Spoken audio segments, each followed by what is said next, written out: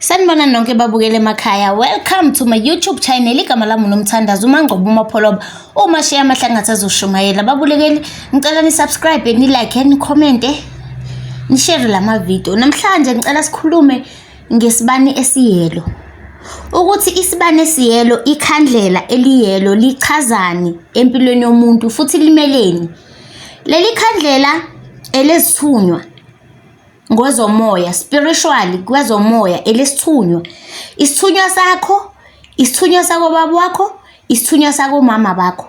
So likhandlela limele zonke izithunywa eziphezulu kwempilo yakho. Leli khandlela ke silisebenzisa kanje: ukhuleka ngalo, ucele esithunyweni zakho. Ngoba mase sihlanganisa zonke izithunywa zakho, ezama wakho, ezikababa wakho, izithunywa zakho. So ucela ukuthula. Lisebenza kabili. Ucela ngalo ukuthula empilweni yakho. Mucela ngalo ukuthula empilweni yakho, kuyenzeka impilo yakho ayinako ukuthula. Kunemoya nje evunguzayo nje ekunyakazisayo. Konke la uhamba khona, esontweni awunako ukuthula, emsebenzini awunako ukuthula, esikoleni nala ndawo ohlala kuyona uqobo usukunganako ukuthula. Leli khandlela ke leli liyakusiza ukuthi ukhuleke kulona, ucela ukuthi isithunywa zami ngicela kube nokuthula empilweni yami. Okwesibili, leli khandlela ukhuleka ngalo, ucela ibalance. Uyabamba imali ayihlangani, yabaleka, iyashabalala nje.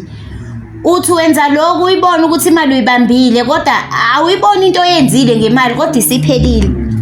Lapho ke kumele ukhulekele ibalance phezulu kwempilo yakho. Ukhuleke ngalesi sibani uthi isithunywa zami, isithunywa zako wethu, ngicela ukuthi kube nebalance empilweni yami, makube nokuthula, kube nebalance. Ngingabe sengiyaxakeka nikhona.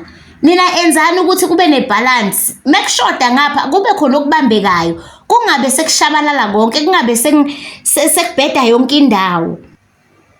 Emshadweni wakho, kwi-relationship yakho, emendweni wakho, makuwukuthi akukho ukuthula phakathi kwenu, sebenzisa nasi isibali esiyelo. Khuleka, cela, ucela ukuthula phezulu kwempilo yakho, phakathi emshadweni wakho, phakathi emendweni wakho, phakathi emsebenzini wakho. Noma ikuphi la ozwayo ukuthi akunako ukuthula, thatha nasi isibani usebenzise, ucele ukuthula phezulu kwempilo yakho. Ucele ngisho ukuthula phakathi komoya wakho uqobo, ukuze uzokwazi ukunikeza abanye abantu ukuthula. Ukhuleka kusona lesi sibani. Babukeli ngiyabonga, ningakhohlwa ukulike and subscribe, ni share, nibe nosuku oluhle.